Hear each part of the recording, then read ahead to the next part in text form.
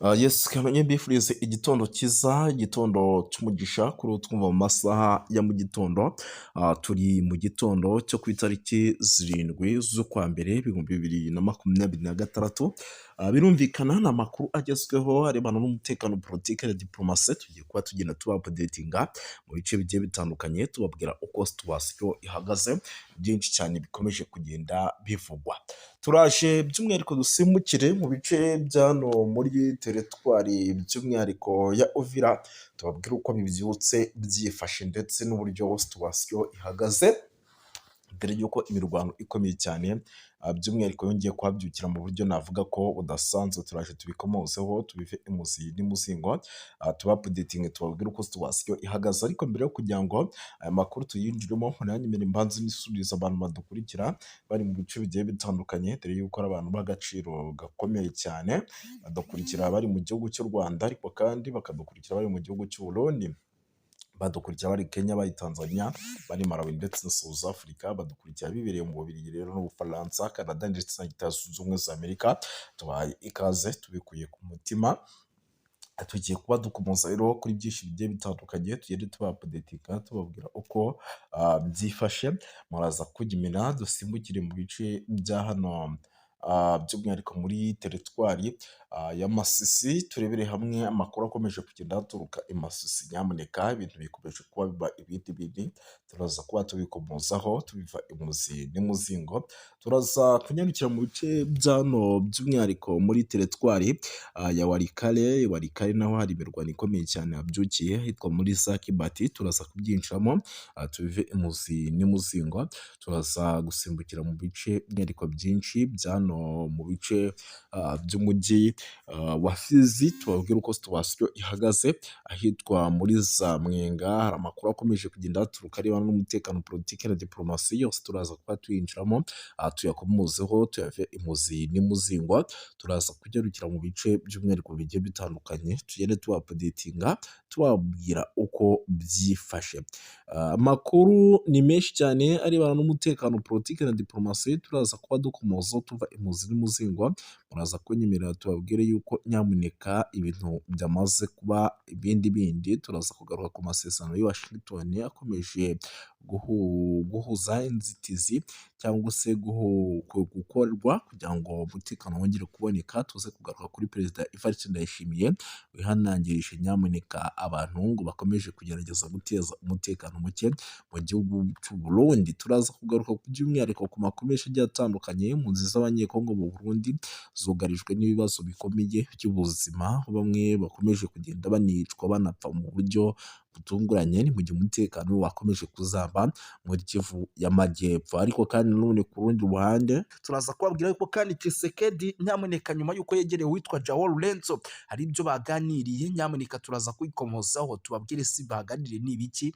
Ni byinshi cyane mu biganiro byabo, ndetse tumaze kumenya ripoti ya risasi na magelohi ikomeje kugenda ituruka ku kijyanye n'ibiganiro byabo. Ibi byose mu buryo bwihuse cyane tugiye kuba tubikomozaho tubiva imuzi n'imuzingo. Ariko kandi turaza kubabwira byinshi bigiye bitandukanye by'amakuru agezweho harebana n'umutekano, politiki na diplomasi. Muraza kunyemerera dukomoze ku makuru by'umwihariko arimo aturuka mu bice byano muri teritwari ya Rubero.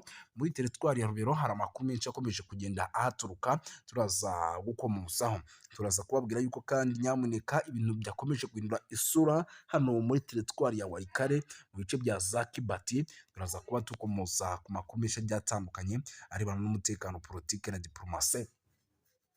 Turaza gusimbukira muri byinshi cyane bigiye bitandukanye rero hano mu bice bya za Masisi. Masisi hari amakuru menshi turaza gukomosaho tukava imuzi n'imuzingo. Ariko kandi munyemere mbabwire yuko i Masisi ahitwa za Gahira, ngira ngo mu masaha ya kare twari twababwiye uko situwasiyo ihagaze. N'ubu hari amakuru menshi akomeje kugenda aturuka, turaza kwinjiramo tukareba uko bimeze. Turaza gusimbukira muri byinshi cyane bigiye bitandukanye, tugere tubapudetinga by'umwihariko i Goma bimeze bite, intama zikomeje gukorwa zirimo zirakomoza ndetse zinagaruka kuri byinshi bigiye bitandukanye, turaza kubyinjiramo yenda bimwe mu biri guturuka Goma, ariko kandi nyemera nkubwire yuko impunzi z'abanyekongo zicumbikiwe mu nkambi zitandukanye zo mu gihugu cy'u Burundi zirimo kunyura mu bihe bikomeye by'akababaro n'ubuzima bubi, aho imibereho igaragaza ko abantu bagera ku 105 bamaze kwitaba Imana mu byumweru bibiri bishize.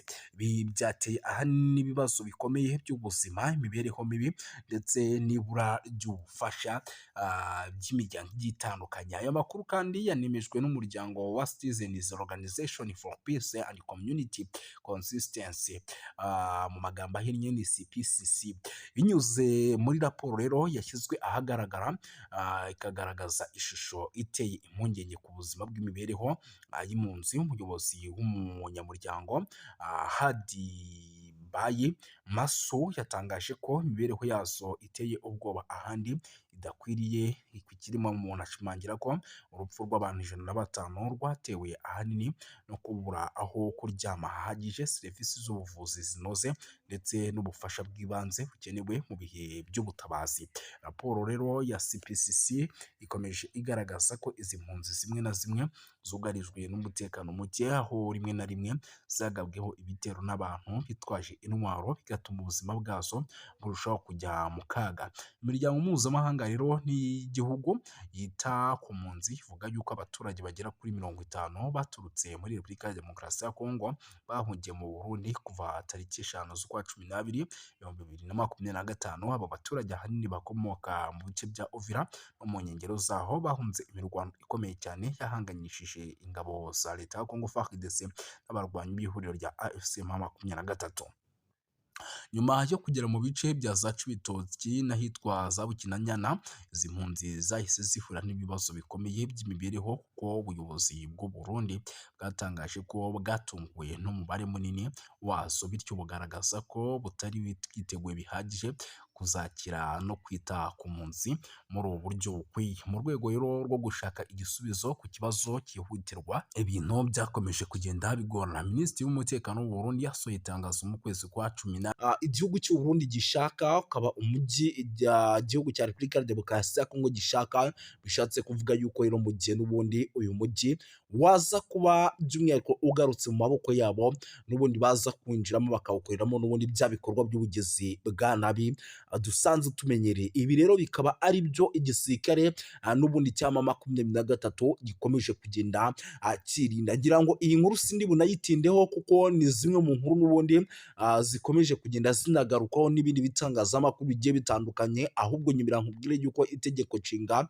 ry'umwe bw'Uburayi ryashinjije u Rwanda gutesha agaciro amasezerano ya Washington DC asaba ibihano bikomeye ku mutekano muke uri kubera mu burasirazuba bwa Repubulika Iharanira Demokarasi ya Kongo. Ni kuwa gatatu rero tariki ya 12 2025 mu mujyi wa Strasbourg ni mu Bufaransa, inteko nshinga amategeko y'umuryango w'ubumwe bw'Uburayi iyo yateraniye mu nama idasanzwe yihariye ku kibazo gikomeye cyo kuzahaza umutekano n'ubutabazi mu ntara ya Kivu y'Amajyaruguru ndetse no mu ntara ya Kivu y'Amajyepfo, ni mu burasirazuba bwa Repubulika Iharanira Demokarasi ya Kongo. Iyo nama rero yabaye nyuma y'ifatwa ry'umujyi wa Uvira n'ihuriro rya Alliance Fleuve Congo. Iyo nama rero yariyobowe na Depite Hada Josi na Jean Victor Umubirigi, akaba na perezida w'umutekano w'intumwa z'inteko nshinga amategeko y'Uburayi. Mu nteko rero ihuriweho n'umuryango w'ubumwe bw'Uburayi EU, by'umwihariko yahagurutse avuga ko ibi bintu bikabije ku kijyanye n'imirwano ikomeje cyane mu burasirazuba bwa Repubulika ya Demokarasi ya Kongo. Aranenga cyane kutubahiriza amasezerano ya Washington DC ashinza u Rwanda gukomeza gushyigikira umutwe wa M23. Mu buryo rero nk'ubusanzwe by'umwihariko byakomeje kugenda bigarukwaho kugira ngo babihe inzira y'amahoro. Mu ijambo rye rero ryagaragazaga amarangamutima akomeye, Dr Victor yagize ati birababaje kongera guhamagaza inama ku kibazo gikomeje guteza ibibazo, gikomeje kugenda kirushaho kuba kibi cyane mu burasirazuba bwa Repubulika Iharanira Demokarasi ya Kongo. Nubwo amasezerano y'i Washington DC yarushijeho gukaza umurego mu minsi ishize. Umujyi wa Uvira wigaruriwe n'umutwe wa AFC M23. Ibi byateye impungenge zikomeye ku mutekano by'umwihariko mu karere kose muri rusange. Yongeyeho yuko kandi raporo zitandukanye zigaragaza ko ikoreshwa ry'indege zitagira abadorove bita drone mu bikorwa bya gisirikare. AFC M23 n'ababashyigikiye abakomeje by'umwihariko kuvuga yuko ibi bitero ngo nabo byabatatse bikomeye kandi bikaba ibitero byaturukaga mu gihugu cy'u Burundi. Yanashimangiye yuko kandi ibikorwa bishyira akarere mu kaga ak'intambara ishobora kwaduka hagati ku mpande zombi. Anasaba umuryango w'ubumwe bw'Uburayi gukoresha ingufu za politike mu guhagarika imirwano. Iyo nama kandi yanitabiriwe n'abanyekongo baba mu mahanga by'umwihariko abatuye mu Bubiligi bagize uruhare mu gutanga ubuhamya ku ngaruka z'intambara zikomeje mu burasirazuba bwa Repubulika ya Demokarasi ya Kongo, bagaya ihohoterwa rikomeje gukorerwa abasivile, kwiyongera kw'impunzi, isahurwa ry'imitungo ndetse n'ibyaha bikomeye bishinzwa imitwe yitwaje intwaro. Abanyekongo kandi bashyigikiye Depite Hada Bigitamzi urwandiko rusaba ko u Rwanda n'abafatanyabikorwa babwo mu mutwe wa AFC M23 bafatwa ibihano bikomeye. Basabye ko habaho uburyo buhoraho bwo kugaragaza kandi banasobanura yuko by'umwihariko ibyo bishobora gufasha ingamba zo kugira ngo umutekano ugaruke bikanatanga umusaruro. Muri urwo rwandiko kandi rwagize ruti inteko nshinga amategeko y'Uburayi ifite ububasha bukomeye bwa politiki bwo kugira ijambo rikomeye ku biri kubera mu burasirazuba bwa Repubulika ya Demokarasi ya Kongo. Ishobora gusaba kandi ko ubufatanye bwose bw'Uburayi bufite ingaruka harimo inkunga n'ubundi bufasha bushingirwa ku ntambwe zifatika kandi zemejwe. Guhagarika imirwano rero, guhagarika inkunga n'imitwe yitwaje intwaro, kohereza ibikorwa by'ubutabazi mu gihe ibyo bitubahirijwe, icyo kintu gishobora kuba. Banasabye yuko kandi politike z'ubucuruzi n'amasezerano y'ubufatanye bw'ubumwe bw'Uburayi binengwa n'ihame ridakuka rivuga ko politike nimwe ikwiye kugira uruhare mu buryo buziguye cyane n'ubutaziguye mu guteza imbere rero mu gusaba umutungo kamere cyangwa mu gukomeza ihohoterwa bishingiye ku mahoro arambye mu burasirazuba bwa Repubulika ya Demokarasi ya Kongo adashoboka hatabayeho guca mu mucyo ndetse no kudahana. Kurinda abasivili rero, gukurikirana abagize uruhare mu byaha bikomeye. Iki gikorwa rero cyagaragaje ubushake kwiyemeza kw'abanyekongo mu guhangana ndetse no guharanira amahoro n'umutekano mu gihugu cyabo. Banasaba amahanga kurenga ku magambo bashyira mu bikorwa ingamba zihamye no guhagarika amarorerwa n'amahano bikorwa mu kwibasira abaturage mu burasirazuba bwa Repubulika Iharanira Demokarasi ya Kongo. Umujyi wa Uvira rero ifatwa nk'ibi rikomeje kugenda rigaragara nyuma y'ifatwa ry'umujyi wa Uvira. Umutekano wa Repubulika ya Demokarasi ya Kongo mu ntara wa Kivu Amajyepfo wakomeje kuzamba, wafashwe kandi na M23 mu gihe gito gishize nk'uko byari byagiye bigaragara kuri rezo sosiyo zigiye zitandukanye ndetse n'amakuru yatugeragaho nk'uko yabitangazaga. Mu gitutu gikomeye kandi cy'amahanga by'umwihariko Leta Zunze Ubumwe za Amerika, umutwe wa AFC M23 watangaje ko ukuye ingabo zawo mu mujyi, unavuga ko ugiye gushyiraho amahirwe y'inzira ya politiki ndetse n'amahoro. Itangazo ryashyizweho umukono tariki ya 15 witwa Colonel Nanga, umuhuzabikorwa w'ihuriro rya Alliance Fleuve Congo. Yanavuze yuko kandi icyo cyemezo kigamije kubahiriza icyifuzo cya Leta Zunze Ubumwe za Amerika nk'umwe mu bahuza ibiganiro hagati ku mpande zombi. Ibi bibaye kandi mu gihe igitutu mpuzamahanga gikomeje kwiyongera ku mutwe wa AFC M23 cyane cyane nyuma yo kwigarurira imijyi nka Goma ndetse na Bukavu ntangiriro z'umwaka. Abadepite rero b'i Burayi basabye ku mugaragaro ko u Rwanda rukura ingabo zarwo ku butaka bwa Repubulika Iharanira Demokarasi ya Kongo. Iyo myanzuro kandi ikaba ikomeze gushyira ikibazo cy'umutekano muke mu burasirazuba bwa Repubulika Iharanira Demokarasi ya Kongo. Bakavuga yuko kandi ibintu bigomba kugenda neza muri rusange. Si ibyo gusa rero by'umwihariko amakuru yo ni menshi, munyemerere rero tunagaruke ku zindi nkuru zikomeye kuko ni byinshi impunzi zikomeje kwiyongera, ni update ingezeho ndavuga nti nanjye reka nyibagezeho mu buryo bwirukansi cyane. Amakuru rero aturuka mu gace ka Katumba ni ku mupaka wa Repubulika ya Demokarasi ya Kongo aravuga ko impunzi zaturutse mu mujyi wa Uvira zahunze intambara n'umutekano muke zikorerwa ihohoterwa rikabije n'inzego z'umutekano z'u Burundi, bikavugwa ko rero bamwe mu benshi bahasize ubuzima nk'uko byemezwa n'abatangabuhamya. Abaturage rero bahungiye i Burundi bashaka kwinjizwa mu nkambi z'impunzi cyangwa se gusubizwa muri Repubulika ya Demokarasi ya Kongo, ariko barabyangirwa. Icyo cyemezo cyateje umwuka mubi n'ubushyamirane hagati n'abapolisi bashinzwe umutekano mu bice bigiye bitandukanye by'u Burundi. Abaturage rero bavuga ko polisi y'u Burundi yakoresheje imbaraga zirenze urugero, by'umwihariko igakubita bamwe mu baturage b'impunzi mu buryo bukomeye cyane. Umwe mu bahohotewe bikabije rero binavugwa ko yakubiswe igiti mu ijosi, yahise apfira aho ngaho abandi bagakomereka. Ibi bishatse kuvuga yuko rero mu gihugu cy'u Burundi nubwo bahungiyeho bamwe, abandi bimeze neza, abandi bikaba bimeze nabi muri rusange.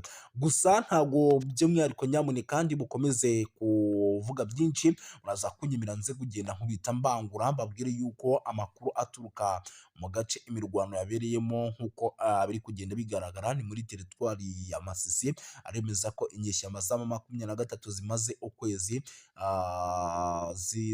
zihangana na FARDC mu birindiro by'ahitwa za Kinyumba ku birometero 10 gusa uva ahitwa Nyabiyondo, ni ku muhanda wa Pinga. Zagabye igitero rero ku birindiro bya Wazalendo ku isaha y'isa 11 za mu gitondo kugira ngo zisubize uriya mudugudu, ariko biza kugorana. Wazalendo ivuga yuko rero yahagaritse iki gitero cy'inyeshyamba za M23 maze zigasubira ahitwa Nyabiyondo nyuma y'imirwano ikaze cyane. Ibintu rero bikomeje kuzamba kugeza magingo aya, ntabwo twari twamenya ni bandi baguye ku mirongo y'imbere ku rugamba, ariko ni bimwe mu bintu n'ubundi turi bukomeze kugenda tumenya tukagenda tuba updatinga. Gusa birumvikana yuko nyamuneka bitoroshye habe namba, icyitwa imirwano ikomeje kugenda ica ibintu muri rusange. Sindi butinde rero turaza gukomeza dukubite tubangura kuko nicyo kiba cyatuzanye. Nyemera duhite dukomeza n'andi makuru by'umwihariko akomeje kugenda aturuka ku mirongo imbere ku rugamba, tugenda tuba updatinga tubabwira uko situation ihagaze. Munyemerere mbabwire yuko nyamuneka rero ibintu bikomeje kugenda biba bibi cyane, by'umwihariko muri teritwari ya Rubero, kuko byabaye ngombwa yuko MONUSCO igira gutya nyamuneka ikahohereza ingabo kugira ngo zijye guhangana na ADF.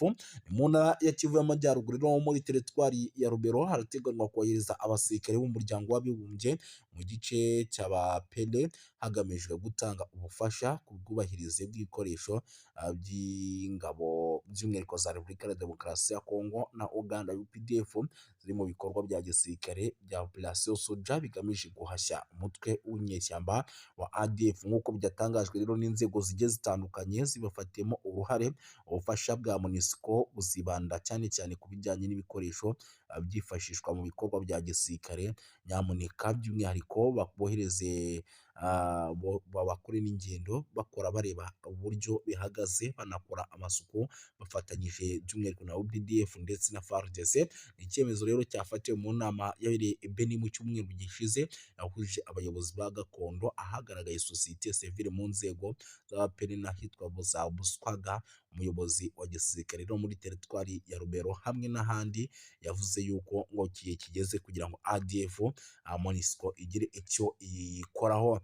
Muhindo rero Tafutini, perezida wa sosiyete sivile muri teritwari ya Rubero, yagaragaje ko inkunga ya MONUSCO igamije gukomeza ubushobozi bw'ingabo zifatanyije ku rugamba FARDC ndetse na UPDF zigiye guhura n'imbogamizi zikomeye ku bijyanye n'ibikoresho n'imibereho by'umwihariko hariya muri kiriya gice cyo muri teritwari ya Rubero, mu gihe n'ubundi bagikomeje kugenda bahangana n'ibitero by'igisirikare cya M23. Yagize ati rero abaturage bamaze igihe bagaragaza imyitwarire by'umwihariko ikomeye cyane kubera ibitero bikomeje kugenda bibaho n'ubundi byabo bahanganye na FARDC. Ibi rero MONUSCO ikabigiramo uruhare kugira ngo umutekano w'abaturage uboneke nk'uko n'ubundi ibyamejwe cyangwa se nk'uko iri kuri ubu butaka bwa Repubulika ya Demokarasi ya Kongo kugira amahoro n'umutekano biboneke. Kuva rero umwaka w'ibihumbi 2024 muri teritwari ya Rubero hagiye habonekamo ibikorwa by'urugomo byahitanye abantu benshi, bikanatuma abaturage by'umwihariko benshi